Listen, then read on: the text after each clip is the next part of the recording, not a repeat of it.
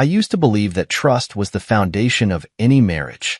5 years in, I still held on to that belief, even as the cracks in my relationship with Leah started to form. When we first got married, everything felt right. I worked hard, managed the finances, and ensured we had a stable home. Leah, on the other hand, thrived socially. She was the light in every room, the one who knew everyone's name, always planning events and keeping herself busy with her small photography business. At first, I admired her independence. She didn't want to be the kind of wife who simply depended on her husband. Leah wanted to make something of herself, to prove that she could bring in her own money. I supported her completely, helping her set up a website, buying her the latest camera equipment, and even suggesting ways she could expand her business. But over time, something changed. It started small, requests for extra money, a few hundred here and there. She'd tell me she needed to upgrade her lenses, or that she had to cover the costs of renting a studio for a photo shoot. It made sense at first, so I never thought twice about it. But then the amounts grew. $1,000 for a business trip, another few hundred for marketing expenses. Whenever I asked how things were going, she'd give vague answers, "It's growing," or "I just need more time to break even." I never pushed. Leah was my wife. I trusted her. Then came the late nights. At first, I assumed she was just working extra hard, trying to book clients and get her name out there. But she stopped telling me where she was going, and when I asked, she'd say things like, "Oh, just meeting a friend," or "I had to run some errands." Sometimes, she'd come home smelling of expensive perfume that I hadn't bought her. Other times, she'd be glued to her phone, quickly turning it face down whenever I walked by. I should have said something. I should have asked, but I didn't. Maybe it was denial. Maybe I just didn't want to rock the boat. We had our fair share of quiet nights where we barely spoke, but I convinced myself that every couple went through phases like this. Maybe we were just tired, busy, stressed. It was easy to make excuses, but deep down, I felt it. The shift, the distance, the quiet erosion of everything we had built. One night, I was sitting on the couch, waiting for her to get home. The clock ticked past midnight, then past 1. I sent a text, "Hey, you okay? It's getting late." No response. She finally walked in around 2 in the morning, her hair tousled, her makeup slightly smudged. I expected an explanation, some kind of excuse, but all she said was, "I told you not to wait up." I wanted to ask where she had been, but the words wouldn't come out. Instead, I just nodded. Maybe I was scared of the answer. The next morning, things went on as if nothing had happened. Leah hummed to herself as she made coffee, scrolling through her phone, completely unbothered. I sat across from her, studying her face, looking for something. Guilt, remorse, anything. I found nothing. The weeks passed, and the distance between us grew wider. I tried to tell myself that things would get better, that this was just a rough patch. I even suggested that we take a trip together, a weekend getaway to rekindle what we had lost. She smiled, said it was a good idea, but never brought it up again. Then came the money requests. She started asking for larger sums, not just for her business but for emergencies. A client hadn't paid on time.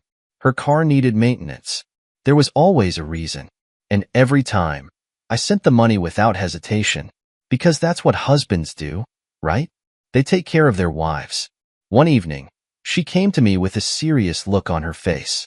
"I think we should put my name on the joint account," she said casually, as if it was the most natural thing in the world. I hesitated for a moment. "Why?" "It would just make things easier," she said. "That way, I don't have to keep bothering you every time I need something." I stared at her, trying to gauge her expression. Was she frustrated? Annoyed?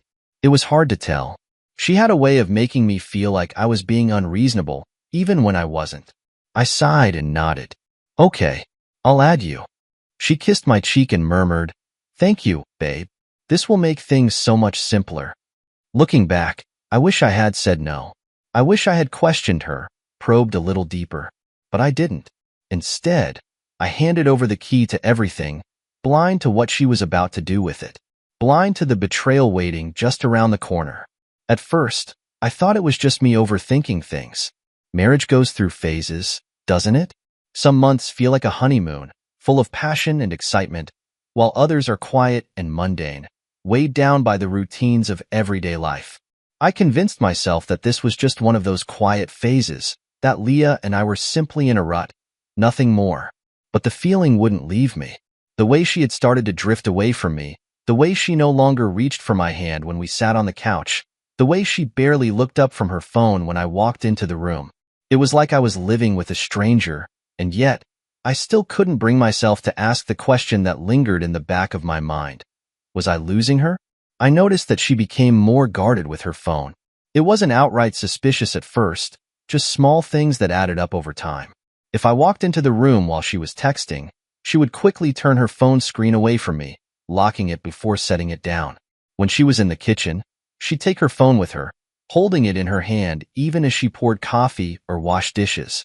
And then there was the buzzing, the endless notifications. At first, I thought they were from her photography clients, but I started paying attention. She never responded to them right away.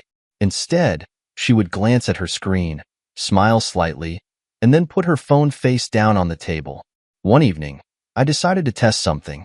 We were sitting in the living room, Leah curled up on the couch with a blanket, scrolling through her phone. I casually asked, "Who keeps texting you?" She barely looked up. "Just work stuff." I nodded slowly, watching her face. "Work stuff? At 10:30 at night?" She sighed, finally looking at me. "Yeah, babe. Clients. Social media inquiries. You know, the usual." I wanted to believe her, but something about the way she said it, the way she dismissed my question so easily, made my stomach tighten. I didn't push any further. I didn't want to come off as paranoid or controlling, but something was wrong. I could feel it. The money issue wasn't going away either. Now that Leah had access to our joint account, the withdrawals became more frequent. At first, I didn't notice. I wasn't the type of husband to micromanage every transaction, and I trusted her to use the money responsibly. But then one day, I logged into my banking app to check something for work and saw a $700 charge at an upscale restaurant. I frowned. We hadn't gone out anywhere fancy in weeks. That night, I asked her casually, "Hey, did you take yourself out for a nice dinner or something?" Leah barely flinched. "Oh, that? Yeah, I met up with some old friends. We had a little reunion." She said it so naturally, so smoothly, that I almost believed her. Almost. But something nagged at me. Leah was social, but she never went out for expensive dinners unless it was a special occasion. I opened my mouth to ask who she had gone with, but then she smiled at me, that same effortless, beautiful smile that had always made me weak. "Why? Are you keeping tabs on me now?" she teased, nudging my arm. I forced a laugh. "Of course not. Just curious." That was the moment I told myself to let it go, but I couldn't. As the days passed, the distance between us grew wider. Leah became less affectionate, less engaged. She would come home late, murmuring vague excuses about work or friends, and go straight to the shower before sliding into bed beside me. I started waking up in the middle of the night, staring at the ceiling, feeling the cold space between us. I would listen to her steady breathing, wondering if she was asleep or just pretending. I tried to do things to bridge the gap. I started cooking dinner for us, hoping it would bring us back to our old routine. She would smile and thank me, but then she'd barely eat, picking at her food while scrolling through her phone. I suggested going away for a weekend trip, just the two of us, to reconnect. She agreed but never followed up, always saying she was too busy with work. One night, I decided to check our bank statements more carefully. It wasn't about the money. I wasn't some controlling husband who needed to know where every cent went. But something wasn't adding up. As I scrolled through the transactions, a pattern emerged. Expensive dinners, high-end boutique purchases, luxury spa charges.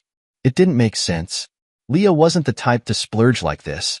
I frowned, scrolling further. There were flight bookings. Multiple. My heart pounded in my chest. Leah had never mentioned any trips.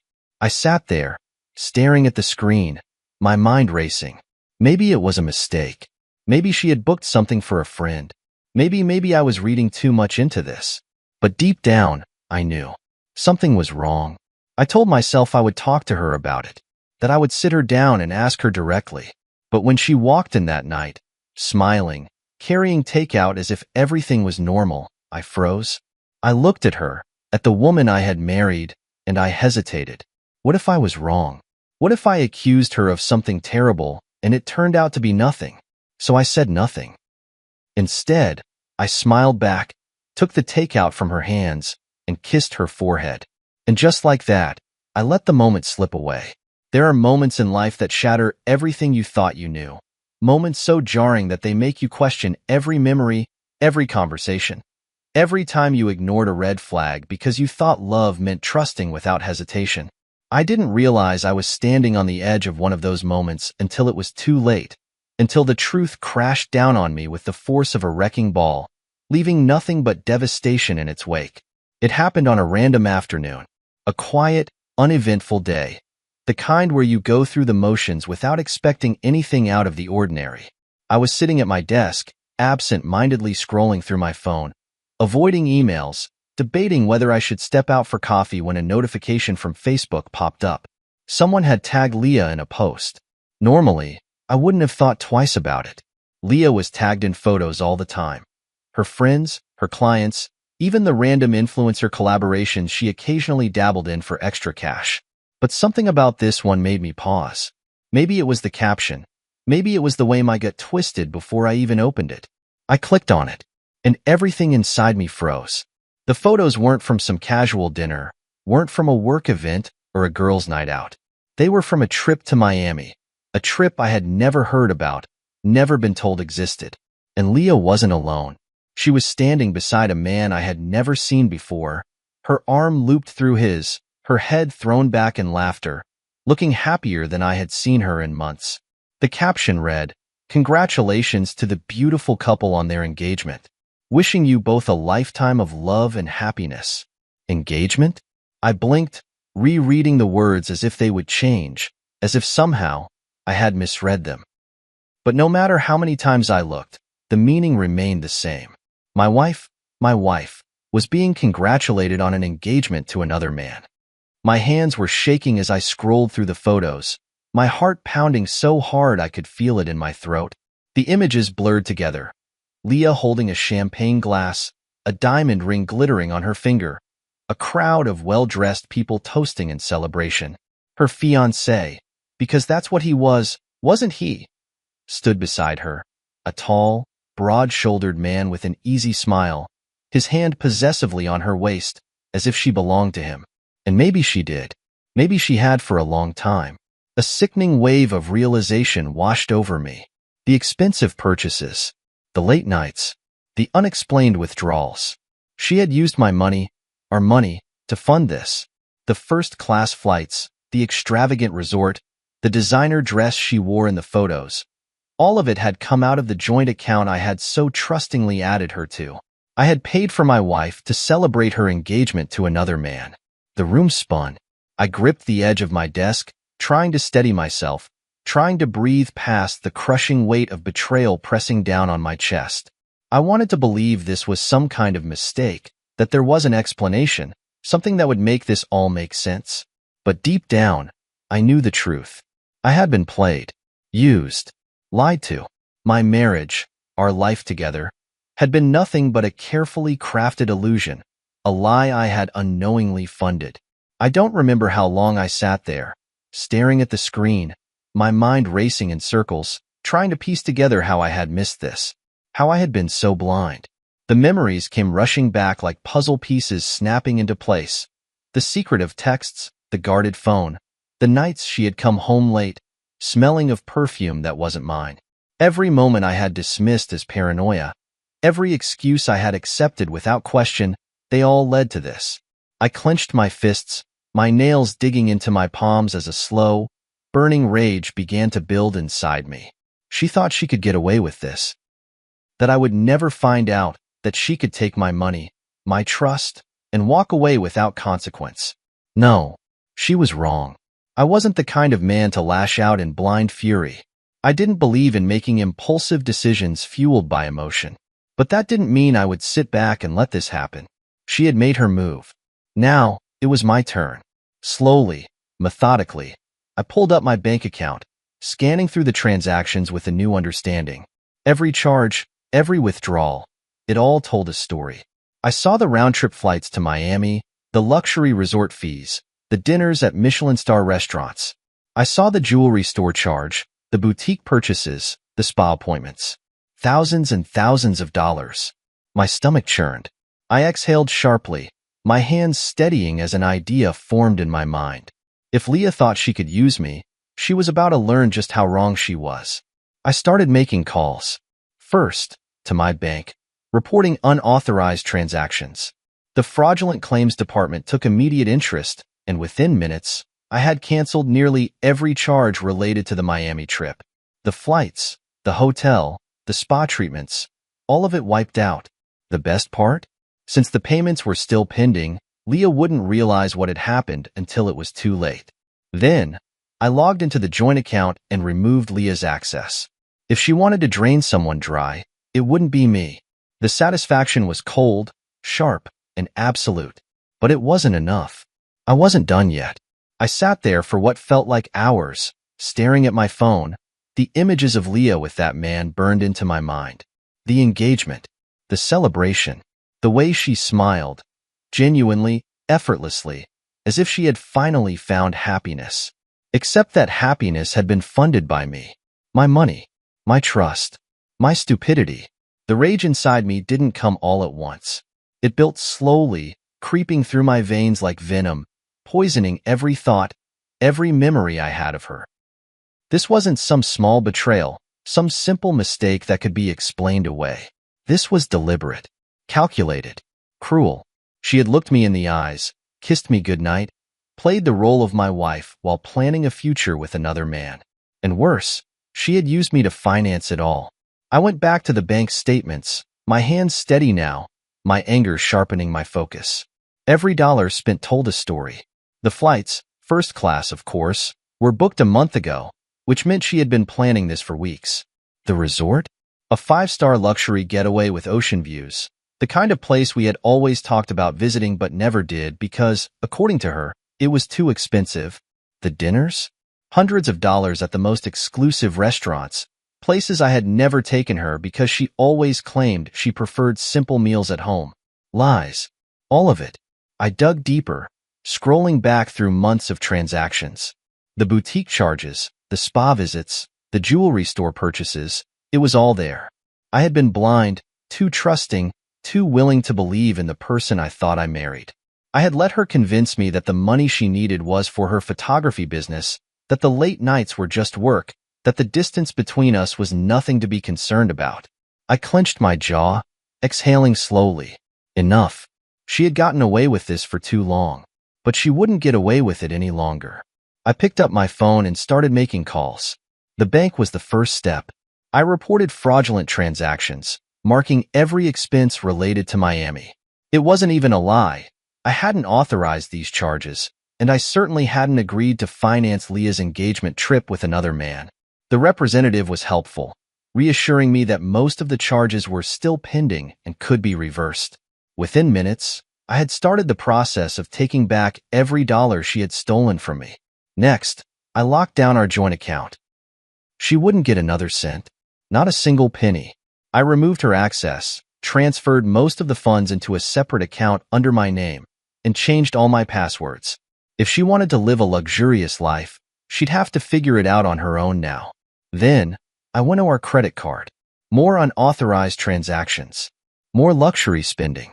I reported them all, and just like that, her financial safety net was gone. I could almost picture it, the moment she realized what was happening. The moment her perfect fantasy came crashing down around her. But that wasn't enough. Not yet. I pulled up my messages and stared at Leah's name. A part of me wanted to call her, to scream at her, to demand an explanation. Why? Why had she done this? When had she stopped loving me? Had she ever loved me at all? But I already knew the answers, and calling her would only give her the chance to lie again. Instead, I opened our security app and checked the doorbell camera. She wasn't home. Good. I walked through the house, looking at everything differently now. The framed wedding photos on the wall? Lies. The anniversary gifts I had bought her, the ones she claimed to cherish? Lies. The closet filled with designer clothes and handbags she swore were gifts from clients? More lies. I opened our bedroom closet, staring at the neatly arranged rows of her expensive shoes, the designer bags stacked carefully on the shelves. The same ones I had seen in her Miami photos. She hadn't even been careful. She hadn't even tried to cover her tracks. My stomach twisted with disgust. I wasn't an impulsive man. I didn't make rash decisions. But in that moment, I grabbed a suitcase and started throwing her things into it. The bags, the shoes, the clothes, every luxury item she had flaunted, every piece of evidence of her betrayal. I wasn't throwing them away. No, that would be too easy. I had something else in mind. After packing up her most expensive belongings, I zipped up the suitcase and set it aside. She would know exactly what this meant when she saw it. Then, I did something I never thought I'd do. I logged into Leah's social media. She had always been reckless with her passwords, assuming I would never invade her privacy. And she was right. Until now, I had never once felt the need to check her messages, to go through her accounts. I had trusted her. And look where that got me. It didn't take long to find the messages. Her fiancé's name was Todd. Wealthy, successful, from a family with money. And from the way Leah spoke to him, she had convinced him that she was independent, self-sufficient, that she wasn't the kind of woman who needed a man's money. I almost laughed. She had played both of us, but only one of us had been paying the bills. The messages were sickening to read. Leah, I can't wait to start our life together, baby. Nathan has no idea. He's so oblivious. Todd, that's good. We don't need any drama. I just want to marry you and move forward. Leah, I promise, he won't be a problem. He's been so distracted with work, he barely even notices when I'm gone.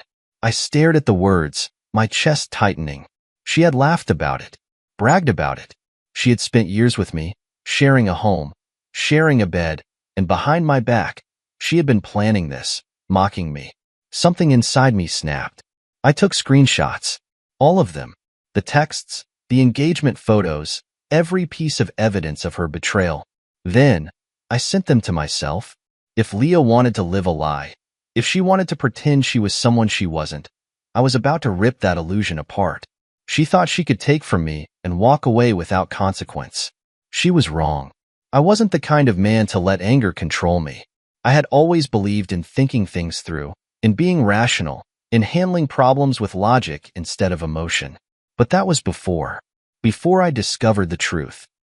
Before I saw the messages where my wife mocked me behind my back, before I realized that she had been siphoning money from me for months to fund a dream life with another man, before I understood just how deep her betrayal ran.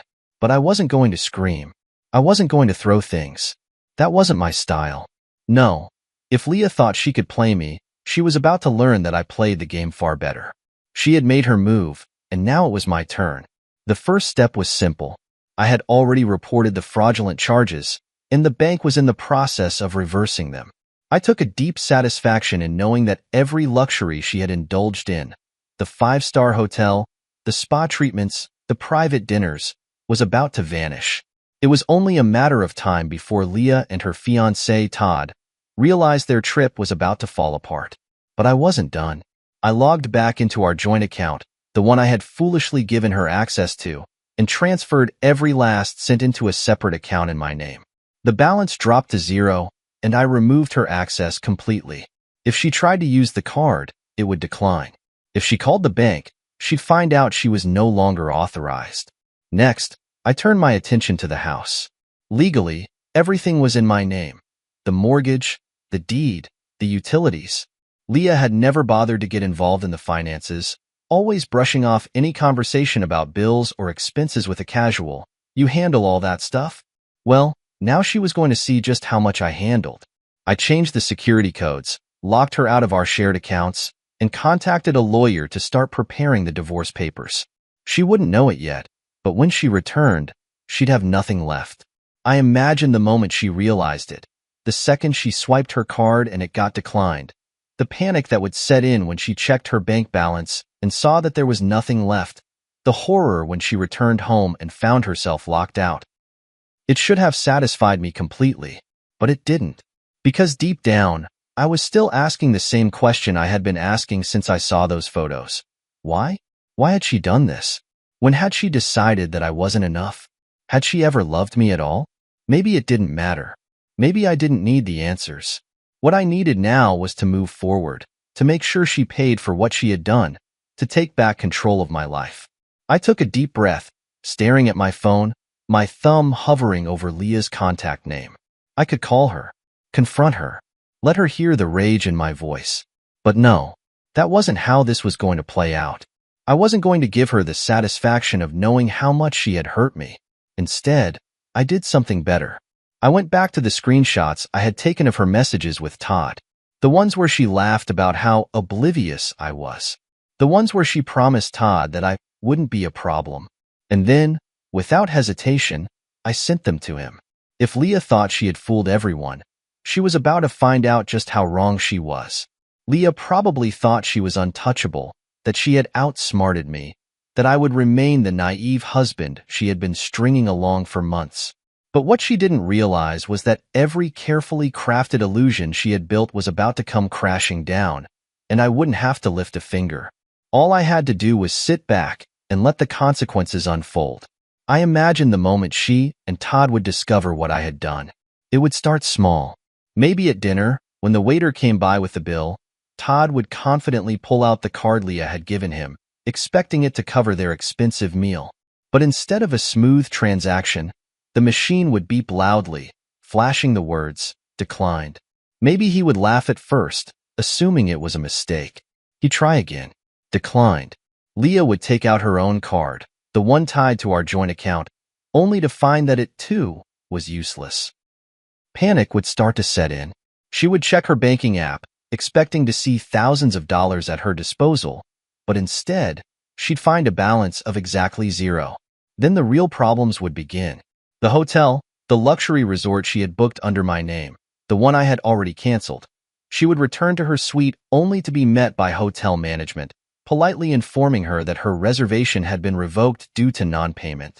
Her bags, neatly packed, waiting for her in the lobby as they escorted her and Todd out like common scammers. And the flights?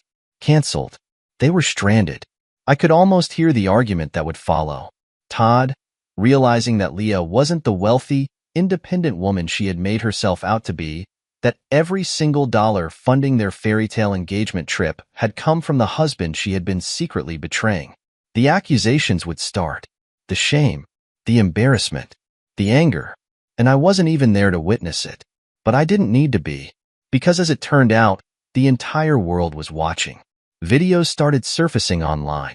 Apparently, Leah hadn't taken her downfall quietly. A guest at the hotel had recorded the scene as it unfolded.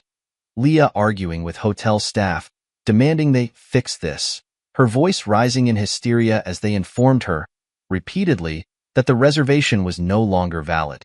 Another video caught the moment Todd turned on her, his face red with fury as he realized the truth. "You lied to me," he shouted, his voice echoing through the grand lobby. "You said you had money, that you could handle everything. You made me look like a fool." And Leah, my wife, the woman who had played me for a fool, stood there, speechless, as her carefully constructed world came crumbling down. The videos spread like wildfire. Comments poured in from strangers dissecting the situation, piecing together the story. People started sharing screenshots of my viral post. The one where I had laid out the truth, exposing exactly how she had used me, how she had drained me dry while preparing for a future with another man. The internet was brutal. The comments were relentless. "She deserves this." The husband played the ultimate revenge card. Imagine funding your wife's engagement to another man. The audacity. By the time Leah tried to respond, to defend herself, it was too late. Her name was everywhere. Her face plastered across gossip pages, social media feeds flooded with clips of her humiliating downfall. She had nowhere to hide. I sat back in my chair, watching the chaos unfold, and for the first time in weeks, I felt something close to peace. She thought she had one.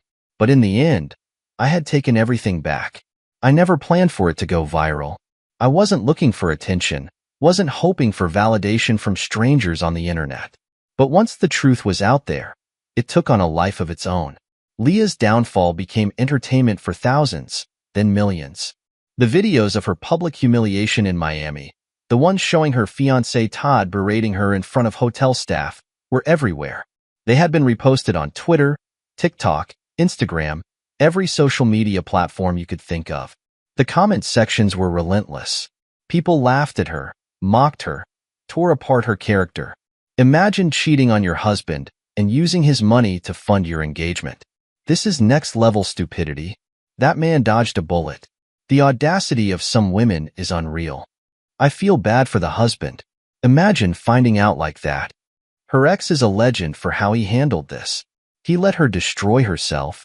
The internet wasn't kind, and Leah had no way to control the narrative. She tried. Of course, she tried. She posted a long, emotional Instagram story claiming she had been misunderstood and that people didn't know the full story. But that only made things worse. People dug deeper. They started finding old posts, matching dates, pulling receipts. Some internet detectives even found my original wedding photos with Leah, comparing them to her Miami engagement party. The timeline didn't lie. It became clear that Leah had been seeing Todd while still married to me, and she had funded their entire relationship with my money. The more she tried to defend herself, the more people turned on her. She was labeled a gold digger, a scammer, a liar. The backlash was brutal. Brands she had worked with for her photography business cut ties with her. Friends distanced themselves. Even people who once admired her were calling her out in public comments. And Todd? He disappeared. The engagement was over. He had unfollowed her on social media, scrubbed his accounts clean of any pictures of them together. One gossip page reported that he had called off the wedding immediately after discovering how she had gotten the money for their Miami trip.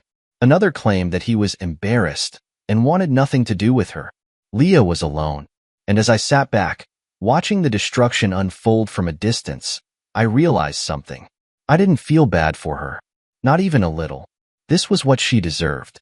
She had looked me in the eyes, pretended to love me, pretended that our marriage meant something while secretly planning a future with another man. She had laughed at me behind my back, called me oblivious, assumed I would never figure it out. She had played me like a fool. But now, she was the fool, and the whole world knew it. The calls started coming in the moment Leah realized what had happened. At first, I ignored them. I let them ring out, watching her name light up my screen over and over again, knowing she was probably spiraling. The messages followed soon after, desperate, frantic, ranging from pleas to accusations. "Nathan, please, just talk to me. I can explain, I swear. It's not what it looks like. You ruined my life. You petty, vindictive bastard." I read each one, letting the words sink in, letting myself truly absorb how pathetic she sounded now that she had lost everything. After hours of silence on my part, she resorted to voice messages, her tone fluctuating between anger and desperation. "I messed up, okay? But did you really have to do this? Did you have to humiliate me in front of the whole world?" She was crying now, sniffling between words, but I wasn't moved. This wasn't the voice of a woman who regretted betraying me. This was the voice of someone who regretted getting caught. Then, finally, she called from an unknown number, and against my better judgment, I picked up. "Leah," I said, my voice calm, controlled. She let out a shaky breath. "Nathan, please, just hear me out." I leaned back in my chair, staring at the ceiling. "Hear you out? What exactly do you think you can say to make this better?" She hesitated, probably realizing there was nothing that could fix what she had done. But still, she tried. I wasn't thinking straight. "Todd, he wasn't supposed to. I never meant for you to find out like this." I let out a humorless laugh. "Oh, so that's the problem? Not what you did, just the fact that I found out." "That's not what I mean," she snapped, the desperation cracking under her frustration. "I was lost, okay? I felt trapped. You were always so busy, so focused on work, and I needed something for myself." I shook my head. "So instead of talking to me, instead of telling me how you felt, you decided to steal from me? Lie to me? Plan a wedding with another man while still married to me?" She sniffled. I wasn't thinking straight, Nathan. I thought Todd would take care of me. You thought you could use me until you didn't need me anymore. I cut her off coldly. But when I took everything back, Todd saw you for what you really are, didn't he? That's why he left. Silence. And that's when I knew. That's when I knew for sure that Todd had abandoned her the second he realized she wasn't the independent, well-off woman she had pretended to be. He had been ready to marry the version of her that she sold him. But when that illusion shattered, when he realized the luxury had been built on deception, he had run. "You did this to yourself, Leah," I said finally, my voice devoid of any sympathy.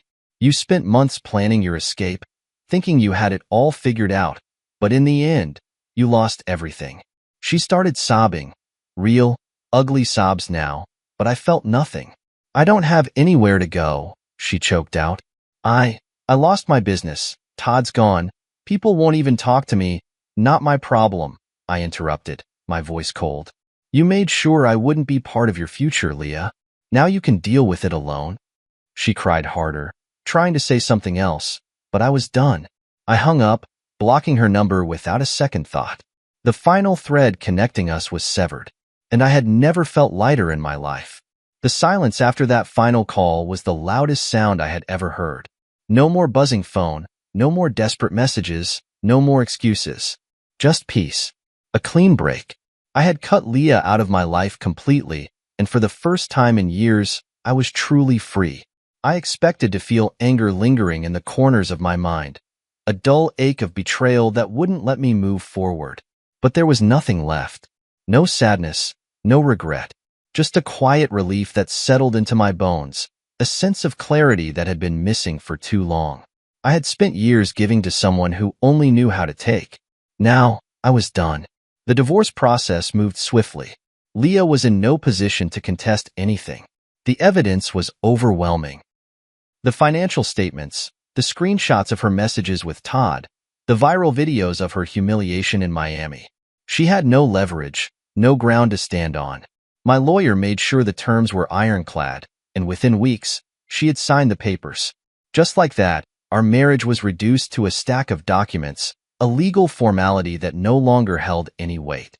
I didn't hear from her again. No last attempt to plead, no final message trying to salvage something. She had nothing left to say. With that chapter closed, I focused on reclaiming my life.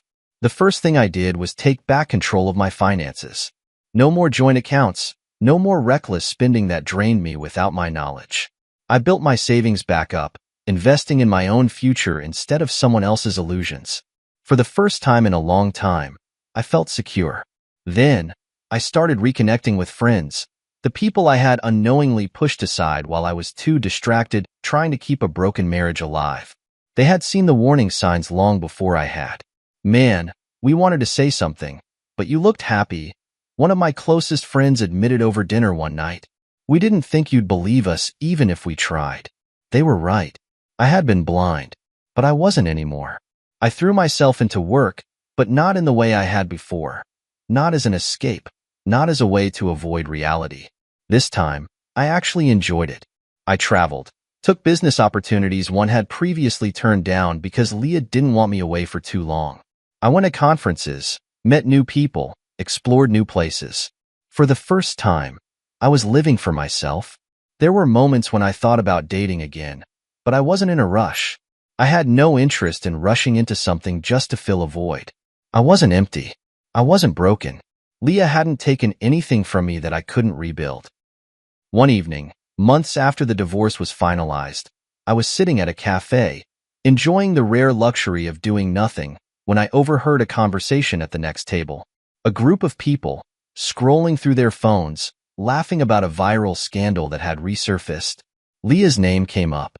I glanced over, catching a glimpse of a familiar video playing on one of their screens. It was from that day in Miami. The meltdown, the shouting, the realization of everything crashing down. Even months later, people still hadn't forgotten. Her betrayal had been too public, too absurd for the internet to move on. I took a sip of my coffee, completely unaffected. Leah was a part of my past. Nothing more. I wasn't the man she had married anymore. I had built myself back up, stronger than before. And as I sat there, listening to strangers mock the woman who had once called herself my wife, I felt nothing but peace. My life was mine again, and I intended to live it fully. Leah had become nothing more than a cautionary tale, a name that occasionally popped up in viral discussions, a lesson in betrayal and consequences. But for me, she was just a memory, a closed chapter in a book I had no intention of reopening. My life had moved forward in ways I hadn't even imagined. Without the weight of her deception dragging me down, I found myself standing taller, thinking clearer, feeling lighter.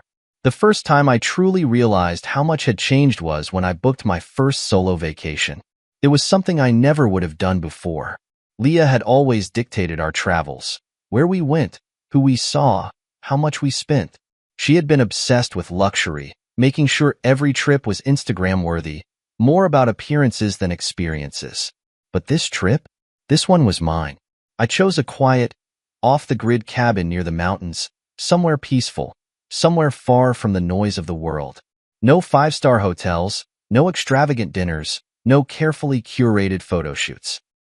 Just me, a few books, and the crisp morning air. I spent days hiking, reflecting, appreciating the silence that came with being alone but not lonely. At night, I sat by the fire, sipping whiskey, thinking about how far I had come. I no longer questioned my worth. I no longer wondered if I had done something wrong, if I had pushed Leah away, if there had been signs I missed. The truth was simple. I had given my love to the wrong person, but that didn't mean love itself was wrong. When I got back from that trip, something in me shifted. I started opening myself up again, not just to dating, but to life. I reconnected with people I had lost touch with, took chances I would have been too cautious to take before. I accepted invitations, tried new things, allowed myself to be seen again. And then, one day, completely unexpectedly, I met someone new. It wasn't dramatic. It wasn't a whirlwind. It wasn't like those forced, flashy love stories Leah had always chased. It was simple, real. A woman with a genuine laugh, with eyes that didn't hide secrets, with a warmth that didn't feel rehearsed. Someone who wasn't looking for a man to fund her dreams, but a man to share them with. It wasn't love at first sight, and that's what made it different. It was a slow, steady build. A connection formed over conversations that had no agenda, over time spent together that didn't feel transactional. And for the first time in a long time, I realized that love, real love, wasn't something that drained you. It was something that made you feel full. Leah's name still came up now and then. People still sent me links, still tagged me in viral discussions whenever her downfall resurfaced. But I never clicked. I never needed to. I had one. Not by revenge. Not by public humiliation, but by rebuilding my life into something better than she ever could have imagined. I was free, and I was happy.